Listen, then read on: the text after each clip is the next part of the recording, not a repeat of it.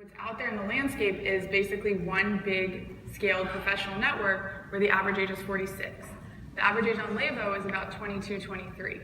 So what we're doing is we're helping college students and then young professionals right out of college to access mentorship, access job opportunities, and access a community of like-minded peers so that they're not just floating around with a resume and very little guidance, which is the way that things have worked up until now. And I'm really passionate about that because I think in doing that, what you do is you allow us to elevate the next generation of conscious leaders. You prevent all these people from falling out of the pipeline or becoming discouraged or never accessing a mentor and not living up to their potential, no matter what field they're in, by the way. Levo is completely inclusive of fields from the arts all the way to the sciences with everything in between. And I, along with a group of people, helped start a venture capital fund. And so just because I'm not sure if everybody is in San Francisco, I'll describe what venture capital is. It's essentially we raise money and then we invest in a number of different companies and different ideas that we believe in. And venture capital is a huge industry here in Silicon Valley. And our idea was to do it differently. And so our idea was there must be entrepreneurs all over the world of all different colors, shapes, and sizes, women, men, who are not getting funding because they don't fit the typical mold of what venture capital looks for. And what is that typical mold? I mean, it's kind of well known that it's typically male, typically somebody that went to an Ivy League school. A lot of times they have a technical background. And so we looked at all different industries and all different kinds of people. And so we raised a fund that was over $200 million, and we invested in 1,500 startups around the world. So our motto was we're going to change the face of entrepreneurship.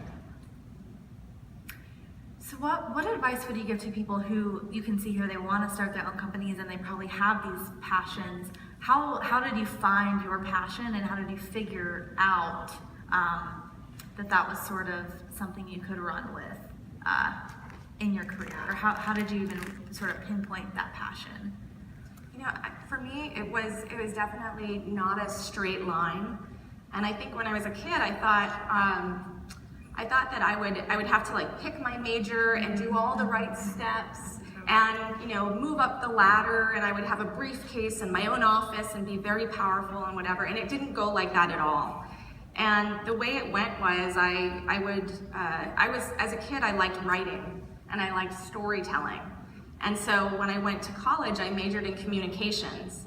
And then along the way, I learned that I just had this passion for business. And you know how it came up was through friends. You really pay attention to what you find yourself reading and talking about. That those are the kind of areas that you're attracted to. And so I thought to myself, well, I'm a great storyteller. And at the same time, I love business. And how can I put this together? And so I tried different things. And that's the one thing I would say is don't be too hard on yourself about doing the perfect thing because it doesn't exist. And it's really about just following opportunities. If something's interesting to you, go with it.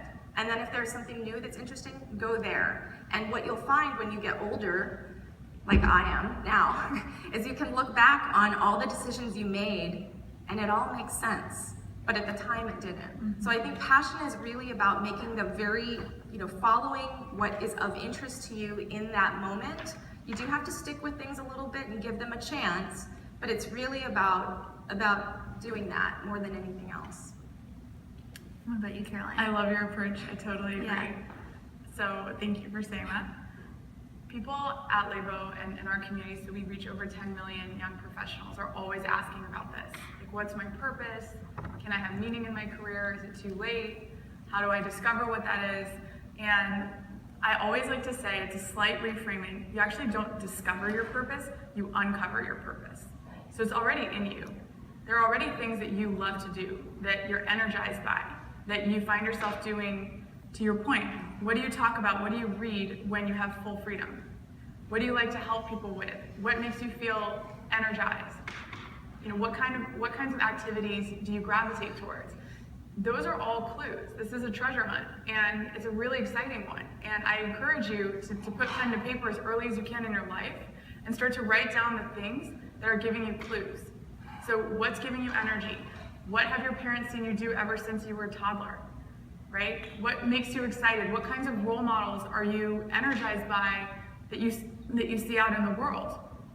And those can be people who make you really happy, or people who just make you kind of curious and that you have this like ongoing curiosity about. It doesn't necessarily have to be someone who you think is amazing. There's always something to learn from that feeling of attraction that you have in your life.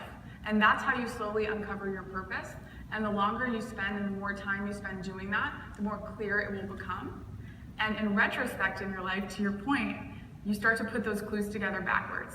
You go, oh, it makes total sense. I remember when I was 5, I absolutely loved, I would sit down and I would write for hours if left unattended. And it totally makes sense that I care about storytelling. And when I discovered a camera, I realized that I love to dimensionalize the stories in a different way with a different level of empathy. Okay, great. So you start to put the puzzle together. So this is the most incredible mystery you're ever going to solve in your life. It's really exciting. So take the time to actually go on that journey and give yourself a space to learn. There are clues everywhere in your life.